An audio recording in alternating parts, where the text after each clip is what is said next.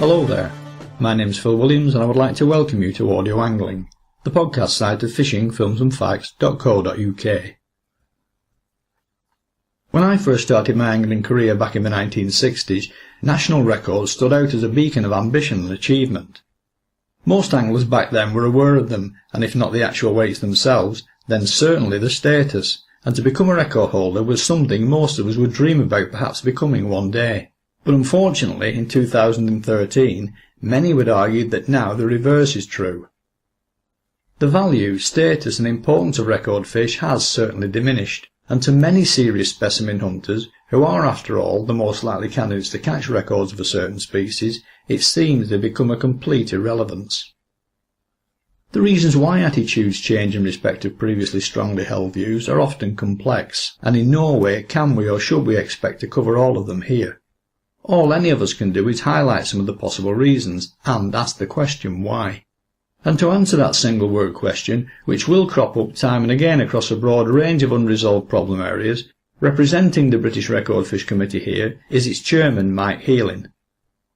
Now I know as much as anyone else that you would love to see the committee and its procedures modernised and re-established as a beacon once more in the eyes of those it purports to represent, the British angling public. The committee, like all committees, is slow to change because it's a bunch of individuals. My personal view is that there are loads of issues we need to address and we need to modernise, not the least of which is the requirement to weigh fish on land. And I think with sea specimens particularly, we've got to move towards a time when we're using formula to generate a record estimated weight. The problem will be that lots of claims come in that are only a few ounces over the existing record. Even with sea fish, we've got a situation with a shore-caught tope at the moment, which is 6 ounces, claimed at 6 ounces over the existing record. I can't go into the details of that claim for obvious reasons because it's still being considered by the committee. We're waiting for the applications to come in. But if that had been caught on a boat, only a variation of 6 ounces in the size of the fish makes it very difficult without actually seeing the fish itself and weighing it on land. There are a number of questions. I think we've speeded up the process by which we handle claims. It used to be done at 2 meetings a year, one in June and one in December, and all the claims came before the committee then. And if there were questions then raised, of course the whole process was delayed then until the next meeting, 6 months away, which is frankly is madness. So now that the Angling Trust through Nick have taken over the secretariat of the British Record Fish Committee, we're now handling claims electronically around the committee using email attachments, sending photographs out. The original file for the photographs is logged with us. And if there's then questions about identification, with sea fish particularly, the specimen is often sent to the Natural History Museum, which is the final arbiter in what species a fish is, and has worked with the Record Fish Committee for a number of years. Let's now start to look at the structure of the organisation itself. The British Record Fish Committee represents anglers throughout the United Kingdom of Great Britain and Northern Ireland and has representation on it by the Irish, the Welsh and the Scots, but not for some reason specifically the English. We must compete with the other 3 countries for our place in the British list while they have their own records and at the same time can share in the overall list. Why then is there not a separate English record list? Because there's never been, until recently, a single organisation to run a record list. It was only with the establishment of the Angling Trust that we got that single representative body for England. The previous structure, I don't know why it was always the British Record Fish Committee. I assume, and I may be right or wrong, but I assume it's much more to do with the way the country, the nation, was governed in the 30s, 40s and 50s in the last century than dealing with the situation we now face in the 21st century. In reality, nearly every fish on the British list will also feature on the English list. The exception to that would be some sea species which are now being caught around the Channel Islands and have not yet arrived in English waters, and certain salmon. The lack of an English list simply reflects the political reality of the United Kingdom of Great Britain and Northern Ireland. Why would the English need their own list when plainly the Scots, Welsh and Irish in another century were subservient to the English in the structures that governed them? That's all changed in the last 20 years. The individual nations other than England all have their own lists. The islands around the British Isles have their own lists. For some reason, the English have never done it. I'm not minded for the BRFC to run an English list, but I know that within the Angling Trust there are moves to consider record keeping of English fish caught in English waters. So I think that's something that will happen in time. The Angling Trust is now 4 years old. It's still very early in its development. It's still a young organisation. There's a whole raft of agendas that it needs to run, and they'll be taken as the funds become available and as people in the trust get interested in those specific areas. So I think an English list is something that may well happen at some stage in the future. It may well be assisted by the British Record Fish Committee, but at the moment we're not having that conversation.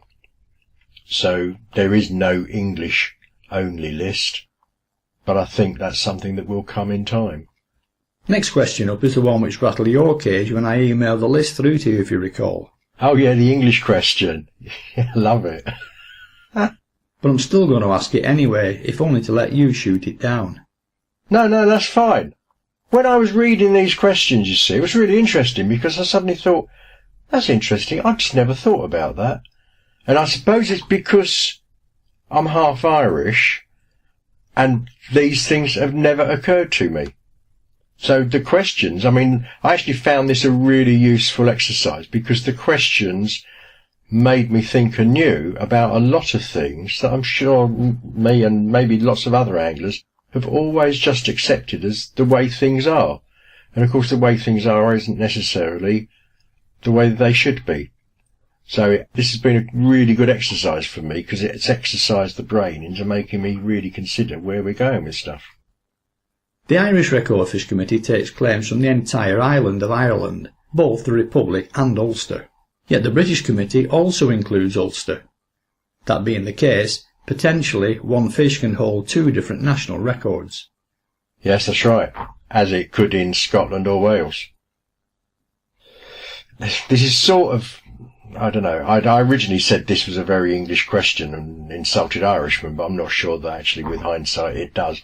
I'm not qualified to talk about a separate Irish record list. I think when you look at the publications they produce each year in Ireland for both their record fish and their notable fish, that frankly they're awesome. I mean, I imagine they must be sponsored because it's a full colour 64-page booklet that's produced annually, and it's really very complete, and I'm quite jealous of it and the ability to produce something like that given the limited resources the British Record Fish Committee works with. The Irish do fish as a nation. There are some issues still around the north fishing as part of the island of Ireland. For historic reasons, they're quite sensitive, some of those issues. There is pressure from within Northern Ireland for them to be treated as a separate nation outside Ireland. But I think one of the strengths of Irish fishing is that they have a united list, and just as they play rugby for Ireland and not along sectarian or political lines, so they fish for Ireland. And I think that's a great strength for the future, and is indicative of, I think, where Ireland is probably going politically and socially in the longer term. Maybe not this century, but I think there will be significant changes there in years to come. The Scots and Welsh can also hold national records and a British record with the same fish. And as it happens, I mean, regarding the Irish, we've started to have conversations with the Irish about making the British list a British Isles list so that it incorporates all of the islands of this group of islands off the west coast of Europe. It's early days yet, and some of our colleagues in Ireland are very keen that it should happen. But there are a lot of sensitivities around that, and I've said to them that the door of the British Record Fish Committee is open to proposals to come forth from Ireland about a combined Ireland group list, but we will leave it in their hands to decide when and if they want to make that move. I think it's worthwhile maintaining country records lists alongside the British record list, because local anglers will set their targets against local fish. You can get large bass in the southern half of England, but at the moment bass are relatively rare in the northern half of England and up around Scotland. You've got the same issue with Irish tench. Irish tench are significantly smaller at the moment than some English tench, the English record tench. So an Irishman fishing for tench in Ireland against the British list would struggle to get a significant percentage, but against the Irish list he could well be catching 80 or 90% of the record, or even beating the record. So I think records fulfil lots of functions. They are a target for people who are keen on catching larger fish. They target percentages, and that's part of their measure of their success of an angler. And also they are historic records of the size fish grow to. And I think country lists are every bit as important as what is effectively an international list, the British list, because we've got size this fish grows to in these islands, and then the size this fish grows to in each of the member states of these islands. And I think that's quite an important thing that we should maintain and work towards. Well, I personally would like to see all islands records displayed in a single list. That's exactly my view, and I mean I have a bit of an issue with association football being played north and south, and that's a historic thing. As I say, rugby football has always been played as they play as one nation, and on only very, very few occasions has there been an issue about the north-south divide. And I think most people living in the island of Ireland see themselves as Irish. And I think in time, this is one of those generational changes. It may take 4 or 5 generations for those that don't see themselves necessarily as being Irish to finally feel that it is their home and it's their place and it's the island of Ireland. But I mean, that's all deep politics and it's really outside fishing, but I do think angling organisations need to be aware of those sensitivities as we seek to change and move into the 21st century in a meaningful way. I think that where I was coming from, that while a Scottish or a Welsh record can also hold a British record, both those countries are a part of the UK. My issue with the Irish situation was that a fish from Northern Ireland could also hold the record in 2 completely separate countries. Historically, Britain was all of these islands in this part of the northeast Atlantic off the western coast of Europe. In 1922, the position of Ireland and the structure of the concept of British changed fairly dramatically with the Republic being declared. I don't think angling ever addressed that question. It sort of avoided the issue because it was easier to avoid it than get involved in it. But the committee is still the British Record Fish Committee. That has come to mean, in modern day parlance, England, Wales, Scotland and Northern Ireland, because they are still subject to the British Crown. But there's confusion there about the political concept of British and the geographic concept of British. I tend to think of British in a geographic concept, that if we come from this group of islands, we are British people. That is not the same as we are English. I'm half English, half Irish. I am very much British. And if I'm signing in and asked for my nationality anywhere, I always list my nationality as British, because I have a foot in both camps, I have social references as well as political references in both countries. And I think for lots of people living in these islands, they come from an English father married to a Scottish woman or a Welsh woman or an Irish woman or the converse. And many of us have these mixed backgrounds in our families. And we are truly British. The number of purebred long-term Scots, English, Welsh and Irish is actually relatively small. So I've tried to avoid the difficult politics of it.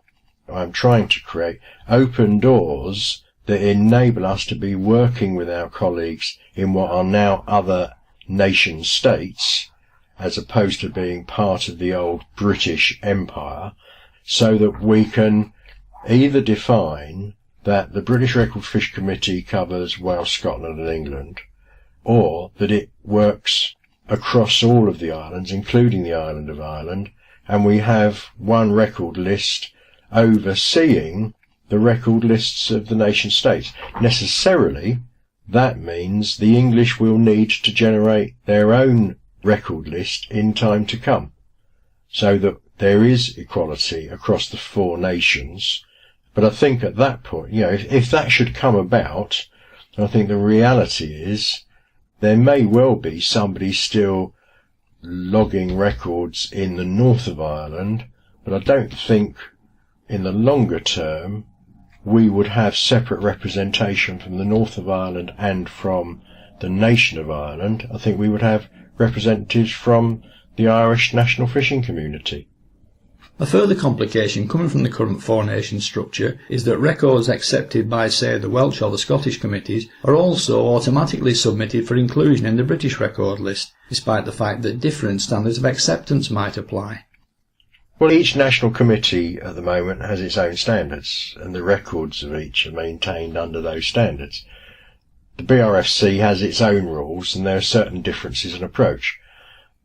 At the moment, if a Welsh record is submitted for inclusion in the British list, it has to be submitted in terms of the rules that the British Record Fish Committee lays down for claims.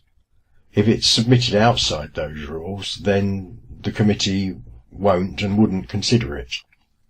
We've got another thing running now, which we've just started, which is the notable fish list.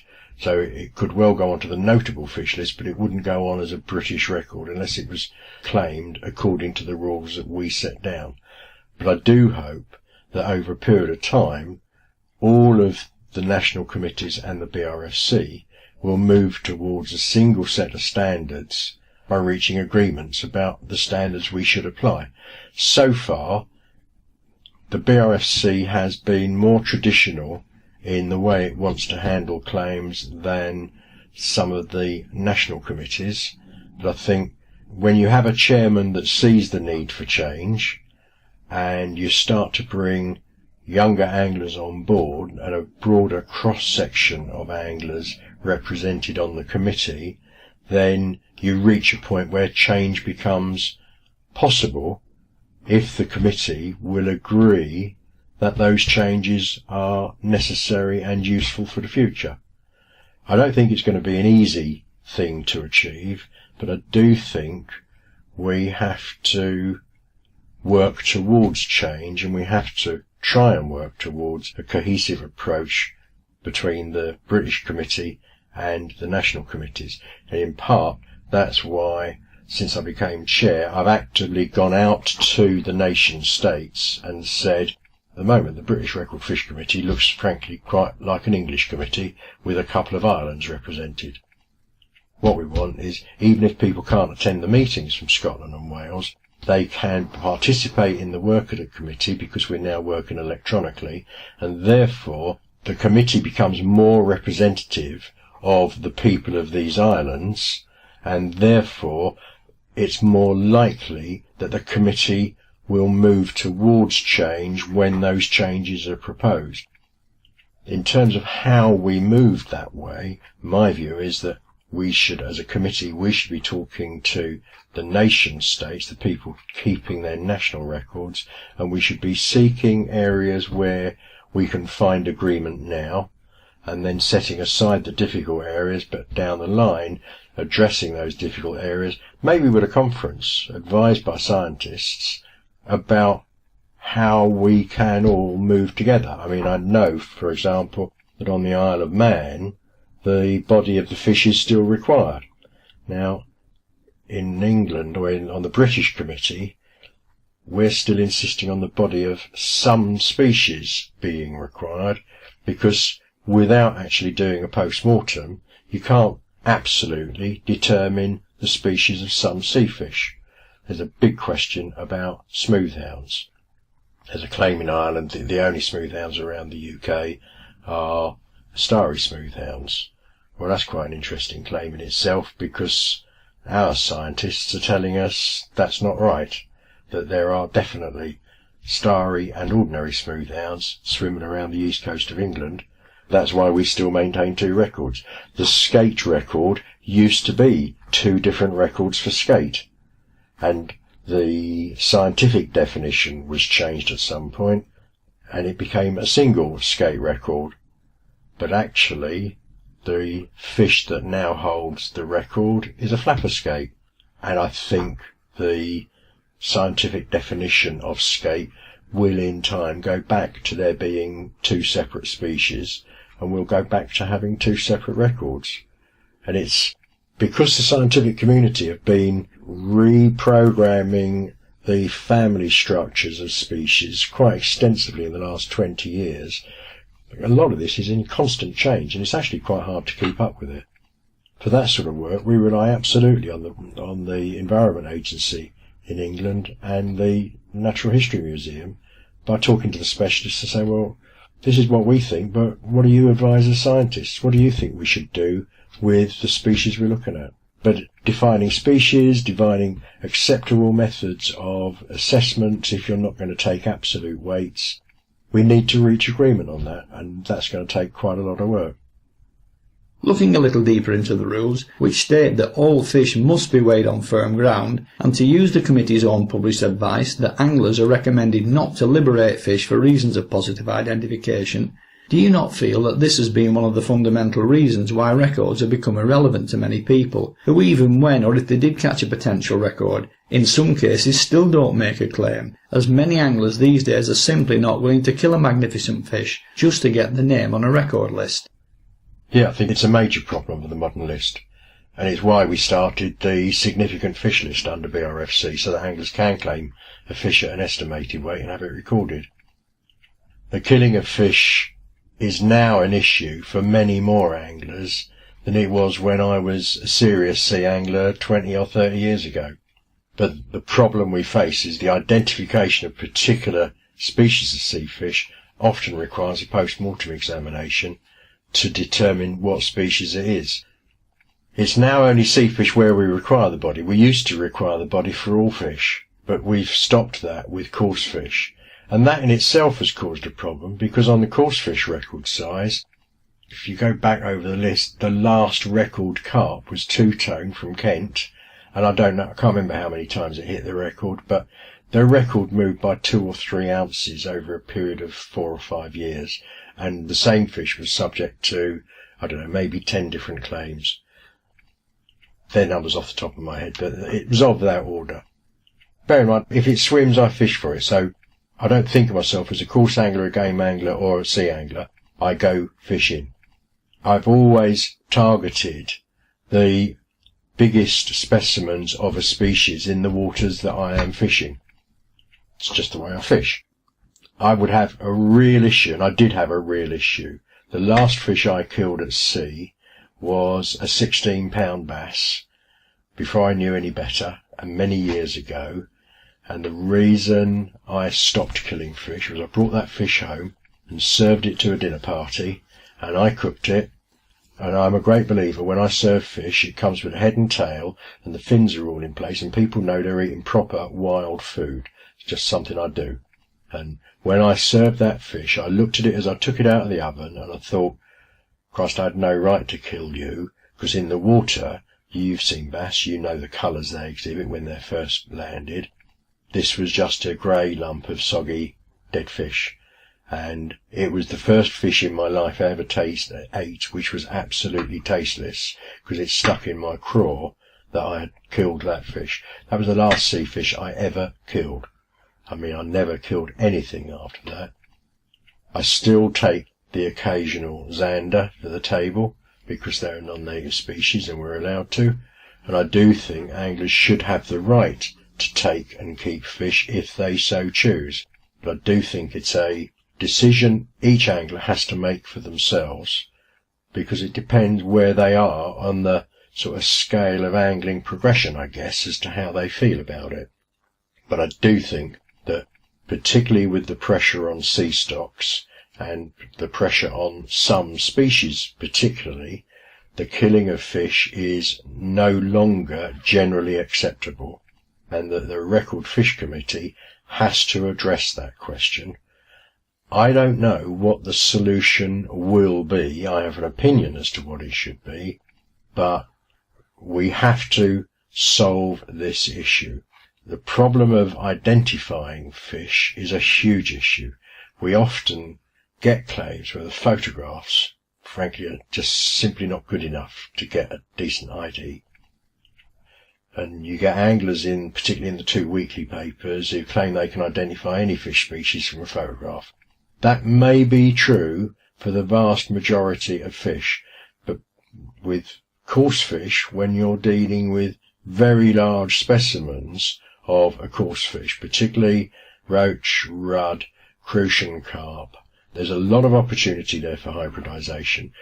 And we've started now to use DNA, do scale checks, to check the DNA of coarse fish, to check that they're not a 3-way cross or a 4-way cross.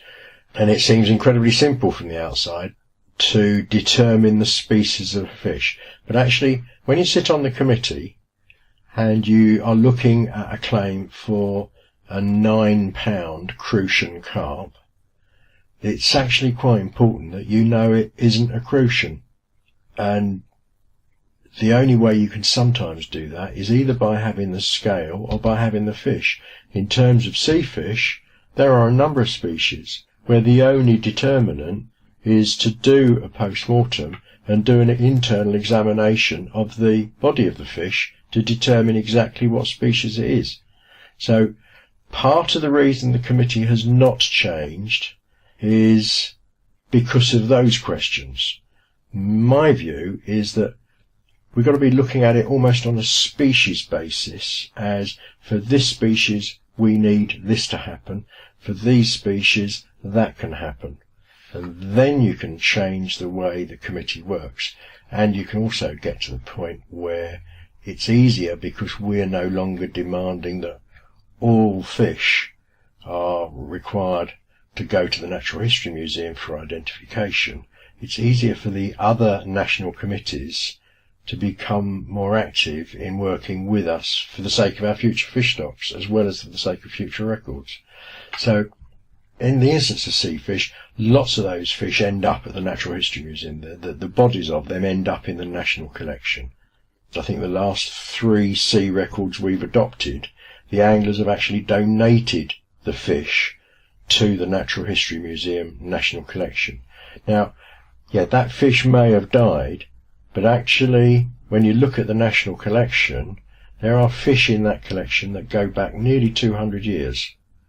So, scientifically, that fish has died, but it's adding to the science base of our understanding of both species and sizes and distribution around the British Isles. So, yes, killing a fish is not the best solution for many anglers, but it's not as if we're asking people to kill the fish and just waste it. If it goes into the national collection, it becomes forever a part of the science that backs up our understanding of what and how these sea species work around our coasts. And it's really important. The reason the Natural History Museum works with the British Record Fish Committee is that it gives them access to specimen fish that they wouldn't otherwise get into their collection.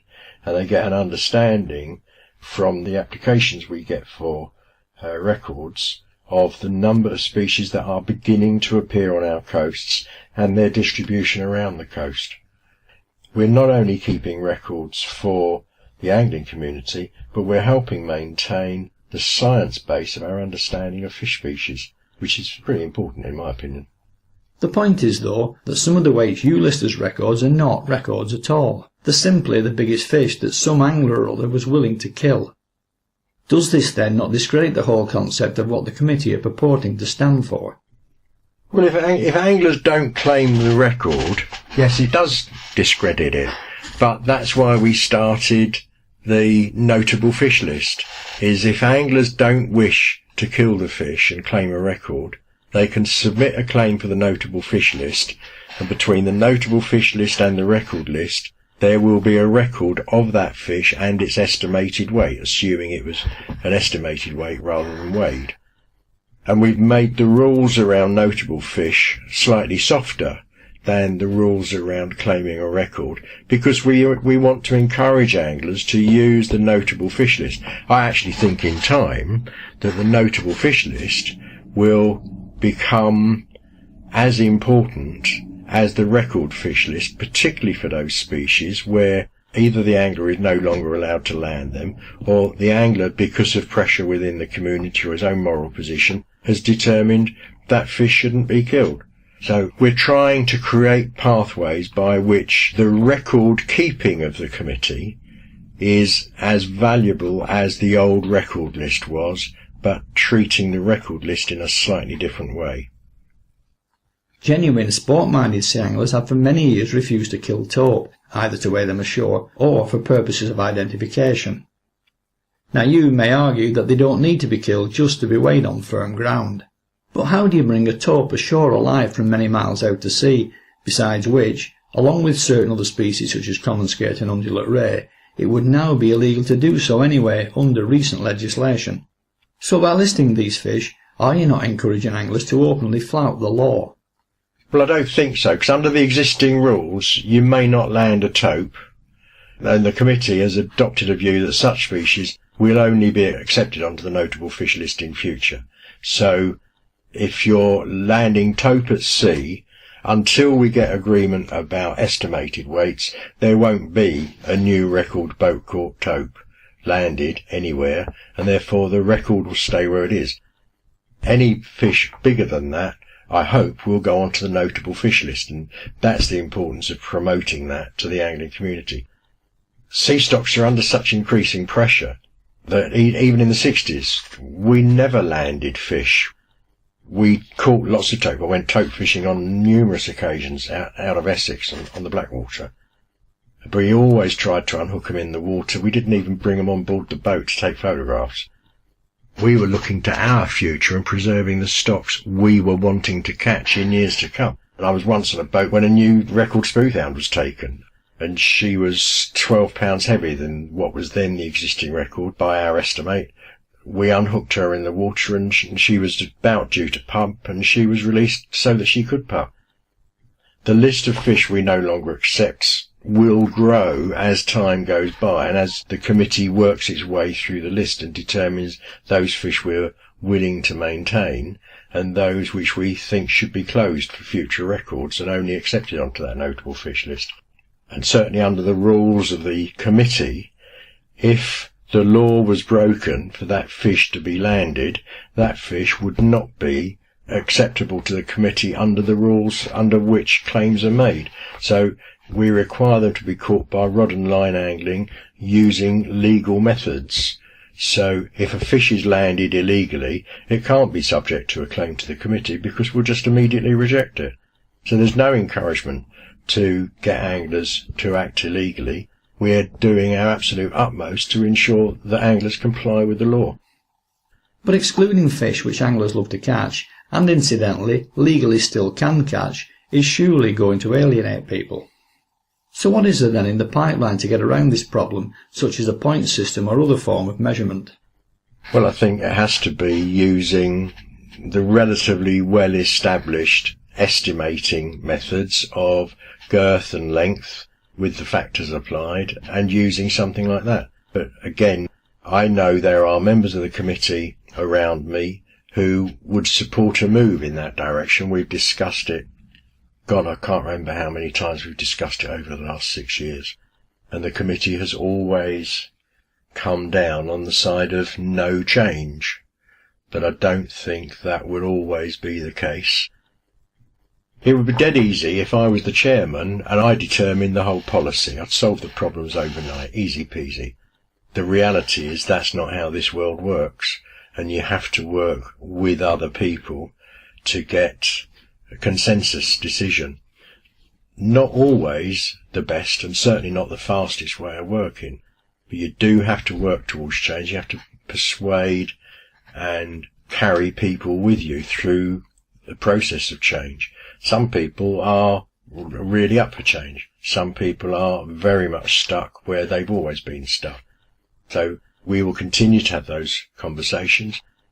We're going through a process now of going through all of the lists and determining how we want to present those lists in future, what species we will accept records for, which species we will close the list, which species will only be acceptable onto the significant fish list, and through that process change will come about. But change will never come about at the speed of the modern world. People nowadays are used to, with electronic media, something arising on a Monday morning and there being a public statement of a policy change on the Wednesday. That's fine if you're in government, because you ain't going to be there in 5 years to have to justify the mistake you just made. But when you're running the Record Fish Committee, people are very conscious that these records are a significant historical document, and we need to be careful that in making a change, we don't introduce another unseen problem into the equation. So, necessarily, this is a very conservative, with a small c, group of people working towards change for the future. I regularly use a weight estimation chart for common skate, as do many other people, and while there is the potential for a supposed 5% inaccuracy, at the end of the day it's the same for everyone.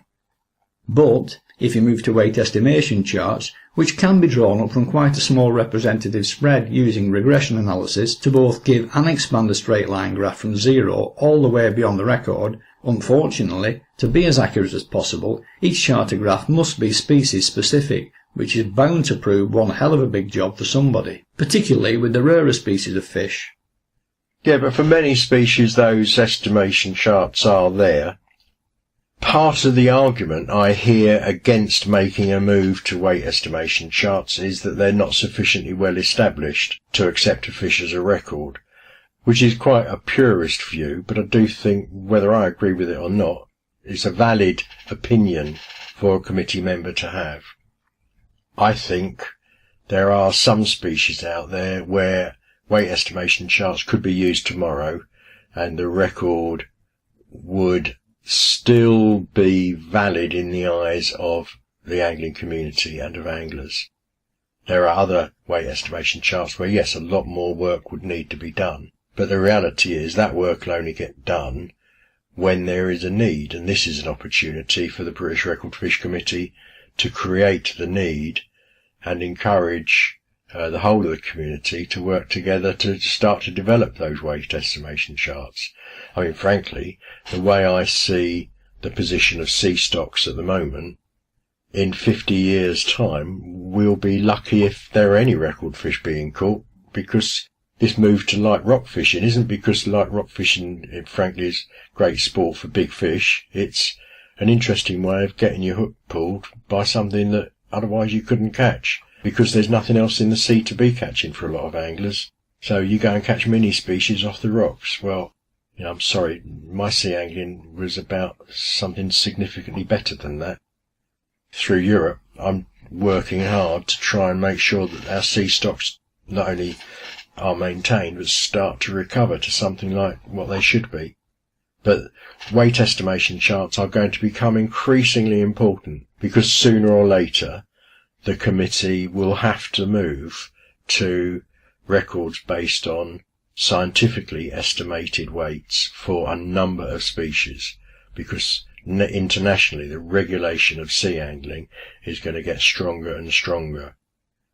I hear all the cries from sea anglers about, we don't want a license, we don't want bag limits, we don't want slots for the size of the fish we can take. But if you look from the United Nations downwards, there is an international move to regulate the catching of fish in our seas to try and ensure food security for the future. And that's the principal objective. It's about 80% of the world's population is dependent on fish for its primary protein source. So the sea fish are absolutely vital to the future health of the planet.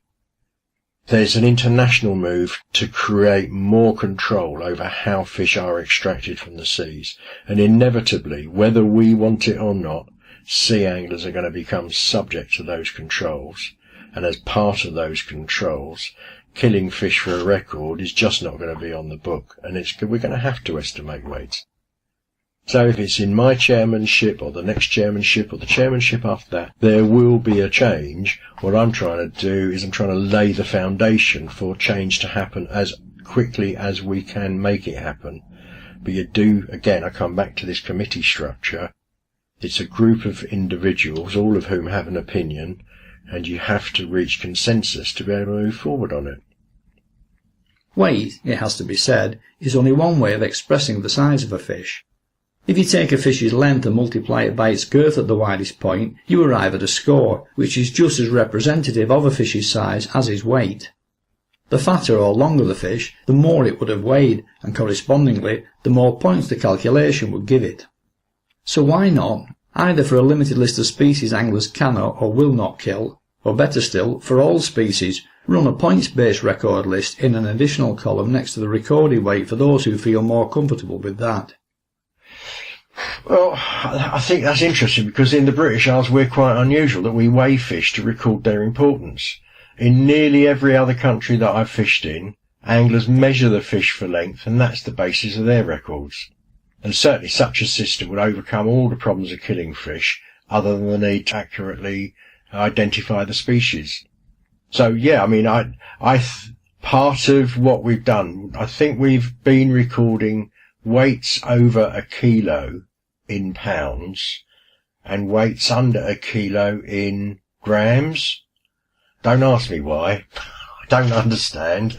But what we've got is what has been developed over a period of time. I'm seeking fairly radical change in how we present our data. Now we've got a permanent secretariat serving the committee, paid for and supported by the Angling Trust. It's much easier to get work done between meetings because we're not only dependent on volunteer help to do it. Now I've got Nick in the office running the secretariat. I can be asking Nick to look at stuff between meetings with a view to making proposals and changes. So it's getting to change when you sort of become professionalised is significantly easier than getting to change when it's all run by volunteers who do it in their own time, basically. So I think there are opportunities for looking at how the lists are presented and what information is presented on the list. And I certainly think in terms of the significant fish list, then, or the notable fish list, we could easily be presenting fish there simply on the basis of their length, rather than if, you know, your previous question asked about the data that's required to work out a weight estimation chart. Well, if you start to measure length and record that, the weight estimation chart doesn't need to be there for that species. And weight then, over a period of time, becomes a less significant measure of the size of the fish than the length it has attained. I mean, that in itself is not an easy change to implement because lots of anglers here, if you take pike for example, they will say, yeah, 48-inch pike, according to the weight estimates, would be such and such a weight. But I've seen 40-inch pike that are half the weight you would expect them to be because of the state of some of our waters, where they're older fish, they've reached the length, but they're not maintaining weight. So getting anglers to accept length as opposed to weight as a measure for a record will be just as difficult as getting those sort of changes accepted by the committee. But this is about having the conversations, involving the community in those conversations, trying to seek opinions from outside the committee. Actually, even the pressure from the angling media for change, when it's positive in the way it is written, is actually a good way of encouraging change. The problem we have sometimes with the media is that the media comes out, slags the BRFC off, says they don't know what they're doing, and creates a lot of tension that's unnecessary and not very useful. And effectively, what that does with a committee, you get a bunch of blokes sitting in a room who have just been slagged off in the media, they get defensive. And when people are defensive, they're not minded to make change. They're minded to become sort of more manly and show how big they are. And this isn't about the individual members of the committee. This is just the way groups of men work. So positive comment in the media about the need for change, why it should be done and how it can be done is really very useful. Stories that take that same concept and run it in a negative way about the incompetence of the committee really are not helpful, because all that does, it entrenches people in the position they're in, and that makes change a bloody sight harder to achieve. And that's about people not understanding that the committee is a body in its own right, but it's composed of individuals, and each of those individuals reading a negative press story will react in one way, but put them together in a room and there will be sort of a group reaction, because that's the way groups of people operate. And that is a real issue, and for me, it's been one of the most difficult things in achieving change, even before I became chairman of the committee. Trying to achieve change in the face of quite vitriolic press comment, which is not helpful to creating an atmosphere where change is possible. I'm a sort of great believer that I've managed change in businesses nearly all my life. You have to create an atmosphere in any organisation where change is, number one, acceptable for the people that are going to be asked to introduce the changes, where the benefits of change can be seen by a wider community than those taking the decision alone, and where the outcome of change can be seen positively for everybody involved in the process.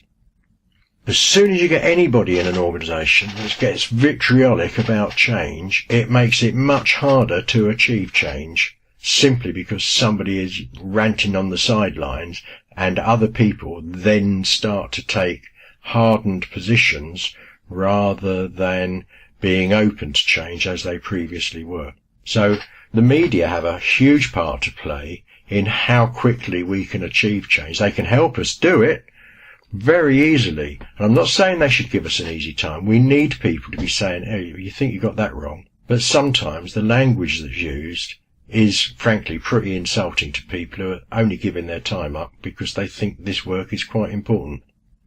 Actually, and you may well not be aware of this point, but not all the marine fish accepted by the committee, despite the apparently strict rules, have complied anyway. During a recorded interview such as this with Bradwell charter skipper John Roll, he talks of a stingray record being weighed on his boat and accepted. The current common skate record from Tobermory may well be another example.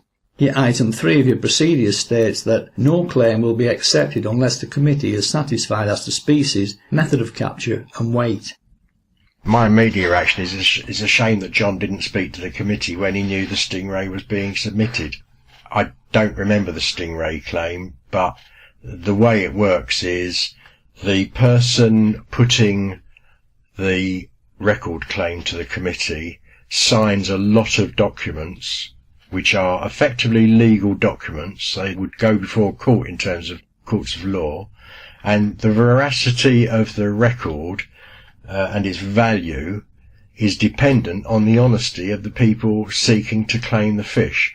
We've certainly had the issue with rainbow trout where for a long time the record rainbow trout was listed as having come from one particular water, and 10 years after it was listed, the angler who had caught it just before he committed suicide admitted to the committee that he'd lied and he'd found the fish dead on the banks of the lake.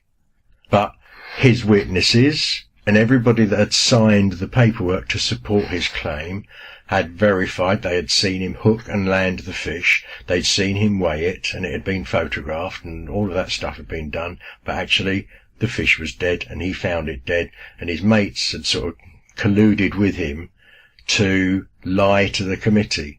Well, if anglers are willing to go to that length, then I can only assume that's the situation with the stingray, that somebody has lied on their paperwork, then the committee will look at that. I fished with John Rule and Bob Cox, and it's one of their trips that we released the record smoothie.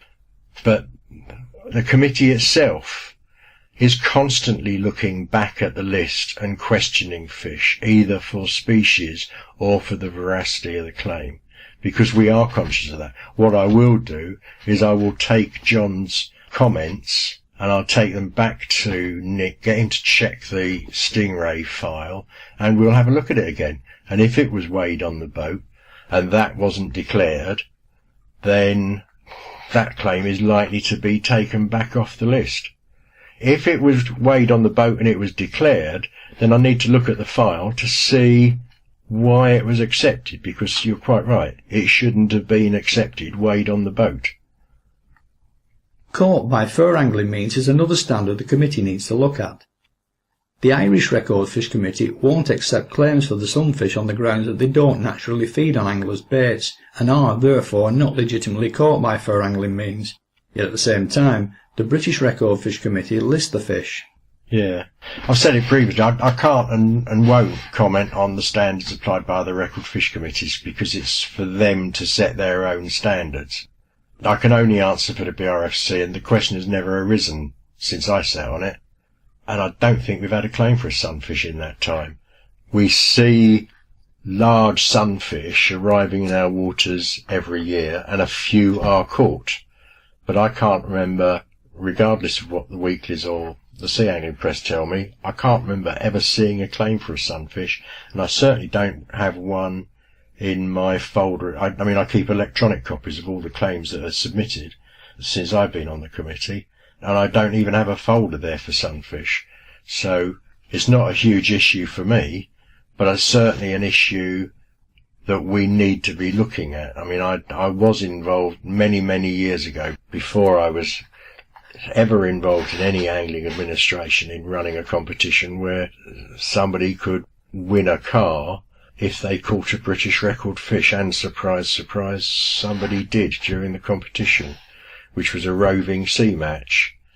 And it's always been at the back of my mind that the value of a car is a bit too tempting, isn't it? So was it caught by fair angling means, or was it actually taken in a net off a commercial boat, and then one of the skipper's mates put the claim in and they got the car and they flogged it and split the money? I don't know. I certainly wouldn't accuse them of doing that, but the reality is these things happen. But I wasn't aware until you raised it that the Irish Record Committee didn't accept claims for sunfish. Do you happen to know what the Welsh and the Scottish situation is on those? Because I don't. Not absolutely sure, to be honest. I don't think sunfish have been caught in Scotland, but certainly they have been caught in Wales. But I'm assuming if somebody's catching them, looking at the size of the mouth of these things, they've got to be fishing very small baits with relatively small hooks to land them, I would guess. Some of them are caught on baited mackerel feathers fished quite close to the shore, but whether that's actual feeding or a triggered response is another matter. Yeah, but it's interesting, isn't it? Because you've got a sunfish that may be a reaction feeder to the spur of a baited mackerel feather, and that's actually not that different from taking a salmon in fresh water, where we're constantly told salmon don't feed in fresh water, but they certainly bloody well get caught in fresh water. Now, it may be that they are only reacting to the bait going past their noses and snapping at it, but we will never be able to judge whether a fish is actively feeding or whether it's striking the lure or the bait out of frustration or some other mechanism that fish have. The fact that it is hooked and landed on rod and line, for me, if it's a record size, it's a record fish. I noticed that in the coarse fish list, certain species, the skelly for example, which I've caught on many occasions, are still included but for historical purposes only. No further claims are to be accepted.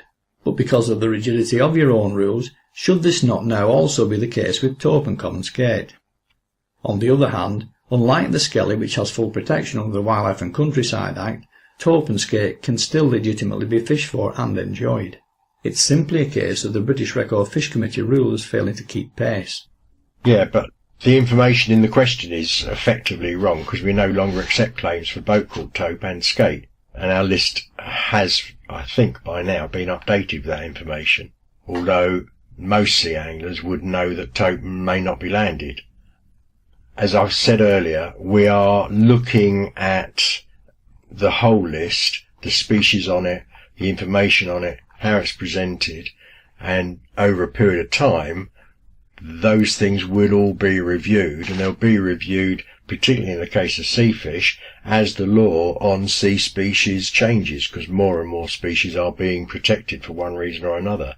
So, I think, in the old days, our ability to keep the website up to date was limited, whereas now Nick can go in from the office and change content on the website very easily, and that'll get easier because we're about to start working on a brand new website for the Heylin Trust, which is hosting the British Record Fish Committee stuff. So yes, I accept in the past historical changes were not made as quickly as they should have been. I'm hoping that the committee in the future will be much faster in publishing the changes we have agreed in committee on the website so anglers know where they stand. In your published information, you list 5 protected species of fish.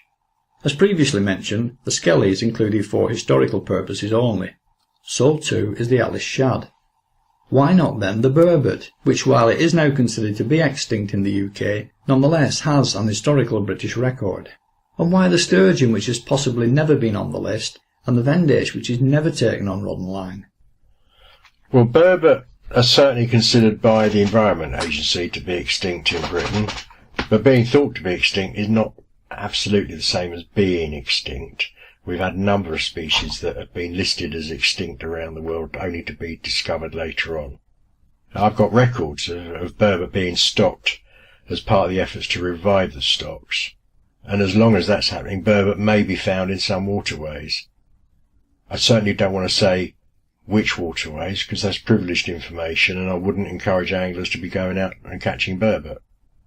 Again, this is part of the review thing we're doing, is are we doing enough to protect species which are under huge pressure and legally protected by just saying we won't accept future or any more claims for that record, or should we create another list of historic species which for one reason or another we will not accept any claims? And it may be that that's the way to handle it, so that you take these species off the general list and you put them onto a list of their own, so that you maintain the historic existence and size of fish that once swim in our waters, but you don't put species up which would encourage anglers, and increasingly in freshwater fisheries, the owners of fisheries, to import fish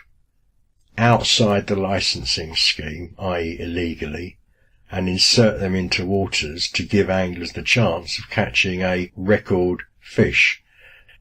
I'm aware that there are some fisheries in the UK where the morality of the owner is not the sort of morality that you and I would probably seek from most anglers, and some anglers are encouraged to pay a huge amount of money to go and catch specimens of a size that have never been seen on these shores legally. The Environment Agency has no information on imports or releases that would suggest any burbot are currently in our rivers. There are biodiversity action plan species the agency has a duty to investigate the possible return, but it's very difficult to investigate what would always be a very small population of fish. In terms of getting fish imported, we've got the Aquatic Animal Health Regulation, disease restrictions, and it'd be doubly challenging now because conditions now are far from suitable for them. So it's unlikely that they would ever go back onto the list as a live species. I don't know why the record was removed from the list. I'd need to go back on that. The sturgeon, I imagine, must have been on the list at some stage. Why Vendace is listed again, I honestly don't know, but as I say, this is all part of the review we're conducting. We've got a relatively new bunch of people now sitting on the committee, certainly in terms of representing freshwater fishing. As an angler, I've always been aware of the Record Fish Committee, but I haven't followed the intricacies of its workings over the years. I do know that there are a number of significant reviews of fish being taken off the lists because the evidence didn't sustain the fact the fish had been caught. Well, I've not personally gone back and looked at all those files, but in time I would like to think the committee will review the changes that have been made and try to come up with a list that is as full of integrity as it can be and basically honest without, I mean, frankly, there's been a lot of politicking within the BRFC in the last 20 years. It's something that has now stopped, and it's something I will seek to avoid in the future. Some of the decisions that have been made historically, I think, were not made for what you and I might consider to be the most valid or the best reasons. And that, I think, is embarrassing, both in terms of the record list itself and the committee and its standing. And it's one of the things we need to address, that we need to look back and see what was done and why was it done, and was it done for the right reasons, rather than was it done to maybe create an opportunity for somebody else to get a record listing in a species that has been in historic decline maybe for 150 years. We've got to do that. It requires us to go back into the records and determine if the decisions taken then are still valid today. That's going to be really difficult because we don't have an archivist. It's going to take weeks and weeks and weeks of research with each species to look back through all the claims and all the records just to tidy up an anomaly. But I think in time, I would like to feel, if we could find the funding, I would love to get those anomalies sorted out. Say we have an even more extreme issue with sturgeon, because you can't stop sturgeon legally into any fishery. The fish you see in the angling press are either being held illegally, or if returned, they're in breach of the conditions of the licence under which they're held, because the Import of Live Fish regulations requires that all sturgeon caught from stillwater fisheries should be removed. I mean, there's no question about it. They should be removed. They are generally not the sturgeon that swam in our rivers historically, and they're invasive non-natives, and they should be taken out. Now, we're working with the agency constantly to try and ensure that everything the committee does is in line with their national policy. Can be troublesome at times when our view is that their national policy is wrong. I think generally we are more conservative and more protective of our native fish species than even the Environment Agency. I think anglers tend to be like that. But I do think, we are making progress, but I certainly wouldn't want to go back to the days of listing a record whales and a record sturgeon, knowing that that would encourage anglers and fishery owners to bring both those species in from oversize at more than record size, and then give people the chance of catching them. There are lots of good fisheries out there who play the game legally, and we're not in the business of giving those who like to play the illegal game opportunities to make money out of it. So I think that's where the committee is on that. So far we've looked at the basic overarching issues affecting fish recording, which, if I'm honest, has taken up far more time than I think either of us originally envisaged. So what I propose to do here is to draw a line under that section of the debate, leaving it as a self-contained freestanding entity, then deal with the specific issues relating to the four subheadings of coarse, game, sea and mini-species records as a separate issue.